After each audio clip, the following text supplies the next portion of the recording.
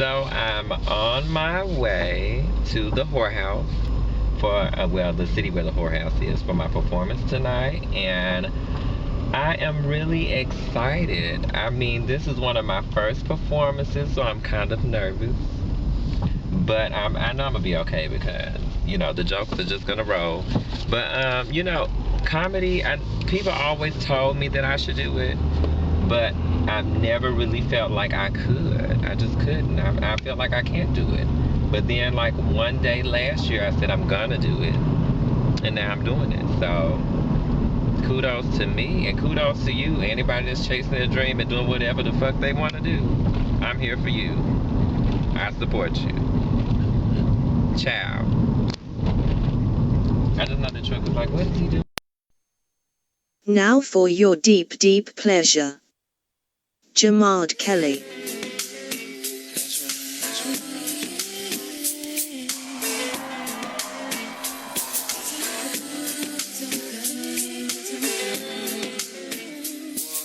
Hello and hello. I want to thank everyone for coming out. Yes, I'm going to make this as long and unbearable as possible, but unbearable in a way where it's like, who is that? What is he capable of? Like, what is he doing? Yeah, I want to be that kind of creepy, creepy clown comedian. But no, I'm glad to be here at the whorehouse, entertaining all of you people. I see I've already made a name for myself. Thanks everybody for taking me into consideration for this title. I guess even though I've just been here for about 5 minutes, I've done a pretty good job. I'm just gonna assume this is because I'm up here working for money. I hope it's not for nothing else.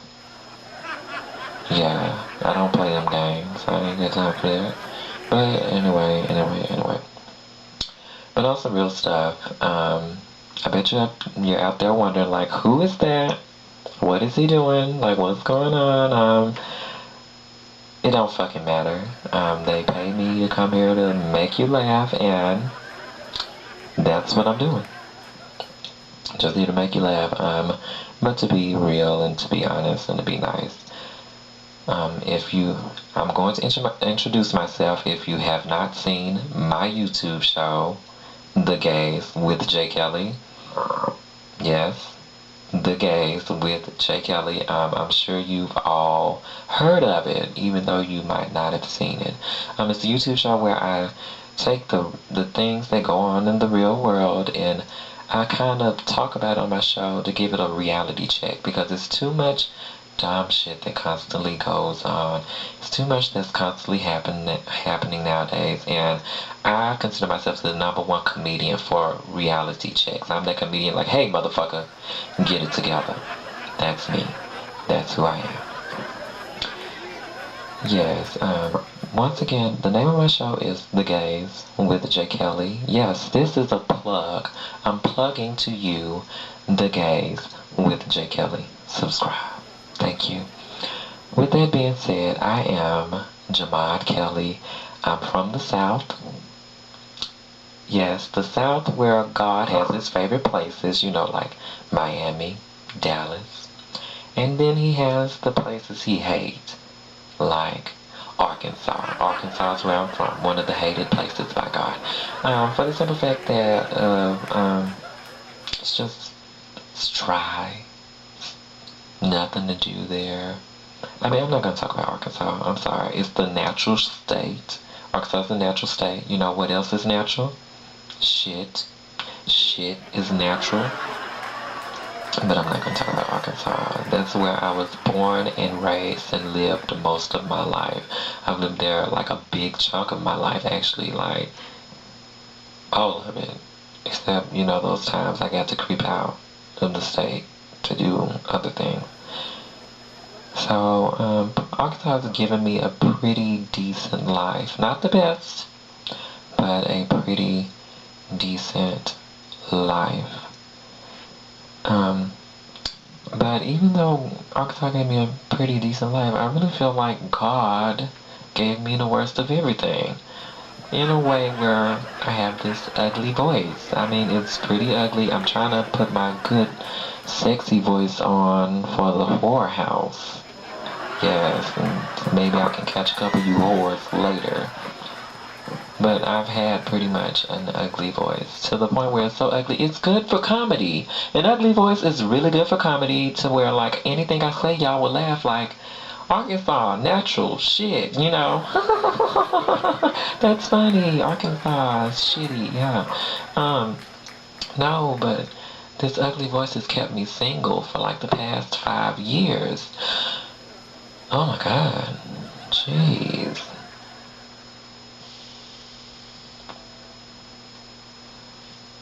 I'm sorry, y'all. I started having an anxiety attack for the simple fact that I started thinking about one of my exes. Wait, is that bastard here? That son of a bitch here? You know how you be doing good for yourself and you be wanting your tacky exes to see you like, you know, motherfucker, I bet your broke ass want some of these millions I'm making here at the whorehouse. Yes. No, but like I hate all my exes. I wish they would die. But apparently God doesn't want them. Not one of them. But here's looking up in 2015. Nonetheless, though, I've been single for 5 years. I have an ugly voice. And I bet y'all are wondering why I'm dressed frumpy. I mean, I didn't have to put on my best to come to the whorehouse, you know. Really, I don't have to put on my best to do anything. I'm a comedian. It doesn't fucking matter. As long as you laugh. That's all I fucking care about. I'm not looking for you after this. I'm not trying to see you whores after this. I'm going home. Going to bed. To be lonely. Another 5 years. Anyway, now this ain't about me. But God gave me the worst of everything to the point where I hated my name. The name I was given at birth. Which I'm not going to tell you because I'm trying to hold off all Wikipedia pages that anybody could ever make about me. But I changed my name to Jamad Kelly so that I could kind of be mysterious in a way. Like I could have come on stage just like this.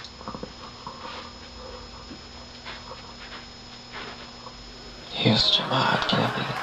And you know, like before I got out here, like everybody in the audience is like, oh my god, Jamad Kelly's gonna perform here.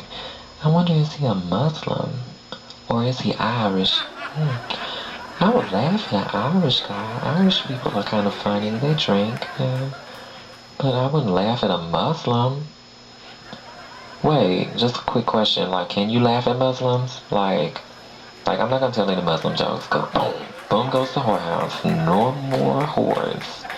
No, but I hated my name. So Jamad Kelly was it. And I mean, it took me pretty much a long time to realize that I had these issues. Like, I can't call them issues. You know, I'm just gonna call them birth defects. I had these, because the issues make it sound like it's my fault. It's not my fault. I was born this way, you know? But yeah, with these birth defects, and it took me one day to realize that I was given the worst of everything, because I had went to see a psychic, and the psychic was like, hey, mister, you know, hey, you have a health issue that's gonna get worse every year. And I'm sitting here like, oh my god, what's wrong with me? What's wrong with me? What's wrong with me? So I run out of there fucking panicking like anybody else would do. Wouldn't you panic? I run out of there and I go from doctor to doctor, test to test, and everything, and they keep telling me nothing's wrong with me. So I just knew that voodoo bitch had did something to me. I don't know, but I was scared to go back to her. But one day I was like, okay, I can't keep living in fear. I'm gonna go ask this woman what is wrong with me. So I'm like, hey, Miss Psychic, what's going on? Hey girl, what's the problem? And she's like, how are you? And I'm like, ma'am, you told me I had a health issue that's gonna get worse every year. And she was like, yeah, you do. And I'm like, what is it? And she was like, your eyesight. And I was like, my eyesight? Oh, shit. My eyesight gets worse every year. And I wasn't even mad, you know, because that was petty of her. I wasn't mad because I really honestly feel like, you know, She was a spot on psychic. I'm not even gonna play her. She was spot on. Like, she told me I would be here tonight telling y'all jokes y'all didn't even give a fuck about. But I mean, she gave me the encouragement to be a comedian. She did. I was just like, everybody told me I was funny, but I didn't really understand. So it took me a while to figure out I was funny because I picked up smoking. And excuse me, I'm sorry. This is an electric cigarette. Let me show you. Yes, this is an electric cigarette. It's a vapor, it's a vapor cigarette. And, since I smoke vapor, I'm better than most smokers. All smokers, pretty much, because I can smoke anywhere. Look at me, smoking, haha. But no, I started smoking because I have anxiety. Like, I be getting anxious. Maybe that's what the fuck that psychic was talking about. But, and it's like to the point where I knew I was funny, and now I'm a smoker, so I'm kind of more funnier because I smoke for some odd reason. It was just one day, let me get myself together. It was one day, I was at a party. It was recently. I was at a party and I told these boys, hey, I'll be right back. I need to go smoke. And they were like, no, don't do that. Don't smoke. And I was like, fuck y'all. I'm finna go smoke.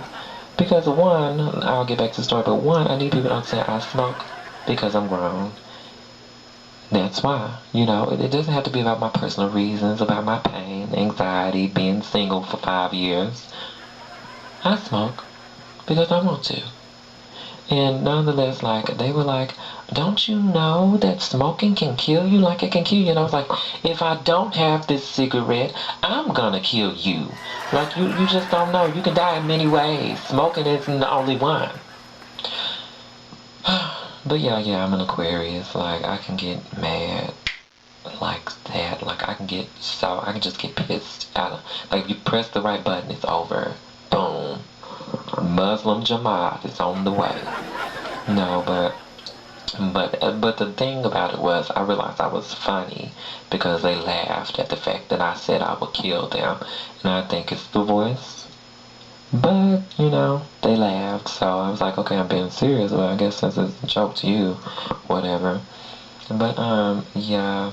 So I decided to start doing comedy before I got too old to live. It's just like, you gotta do things before you reach 25. And after 25, nobody wants to be with you anymore. So I gotta get my coins up so I can, have my pick of the litter, anybody I want. But no, comedy's kind of hard too. It's really kind of hard because my first show, this isn't my first show. My first show, I bombed. I sucked. I was terrible. Nobody laughed. Like, I'm getting little giggles here and there, but this ain't gonna get the bills paid.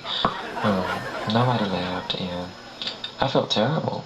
But after that, at the end of my set, I walk off stage, and there was Bill Cosby. There was Bill Cosby waiting for me on the side of the stage, and I was like, hey Bill, I feel awful, like I sucked. And he was like, don't worry about it, you're gonna feel it soon. And I was like, oh, okay Bill, I'm gonna feel it soon.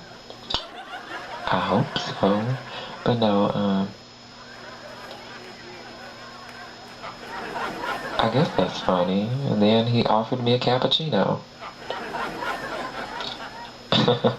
Okay. I understand rape jokes aren't funny. Yeah, I see you. Yeah, I see you're upset.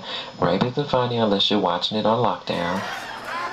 And then rape is like funny and sexually frustrating because you're sitting there like, damn, these inmates get it in more than I do. Like, where my prison bitch at? Yeah, I feel you. Like, it's not funny unless it's on lockdown. But no.